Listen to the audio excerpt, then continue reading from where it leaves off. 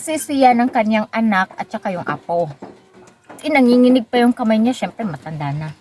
So pag sa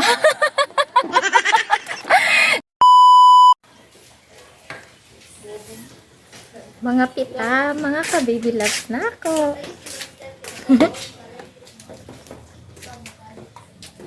Ay! Dira sana sa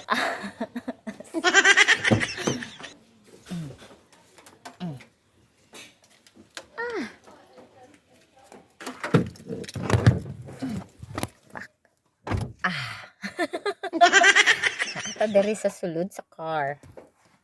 So wait ha. Ay! Wait a minute mga B. I-arrange na ako ang i-set up sa nato B. Nato ang kape. Yun. Okay, na-set up ko na. So, hello mga ka-baby loves na ako. Okay po ba mo? Wala ko ka cooking show karon. Cooking vlog karon kay busy ang inyuhang baby loves karon. Bukod sa busy na stress pagamay. Daghag na apas na mga Jew. So, karon wait. Close na. Ang ako ang kamot enjoyed gihapon. So, let's have some coffee. And I have a kettle corn. Magtago taon niya na ta magpakita sa inyo. So, let's open this. Cheese flavor. Favorite na ako na siya mga kapi.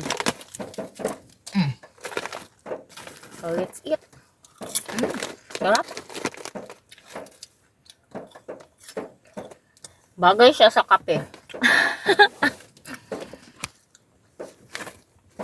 Trip lang na ako siya ipare sa kape.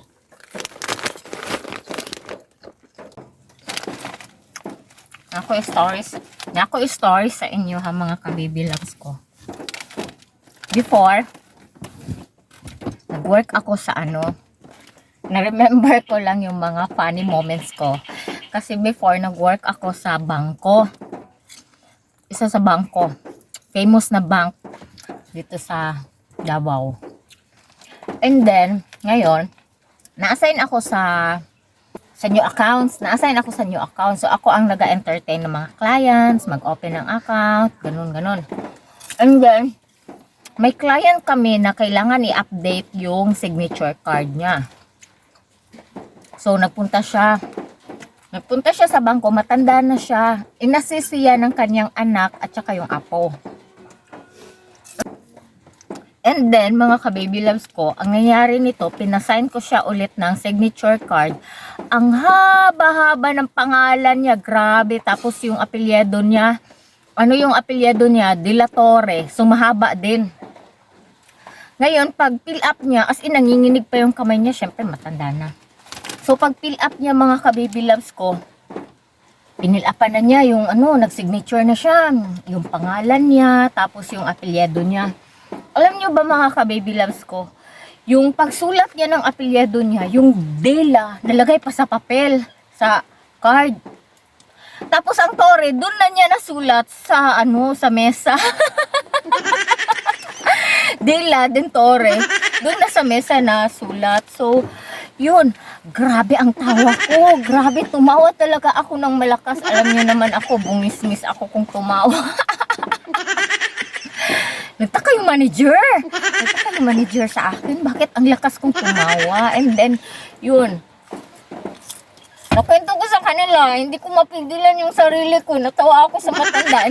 And then yung matanda, tumawa din. Nagsitawanan kami.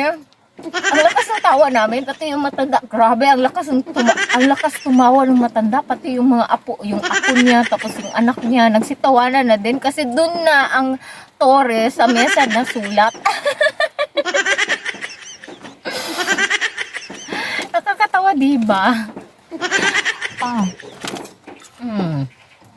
Na-remember ko lang. Saan na kaya yung matanda yun? Matanda na yun. Buhay pa kaya yun? Kapit tayo. Joker din siya ba?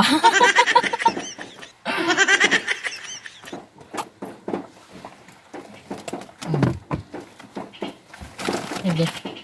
Bye. And I love you so much.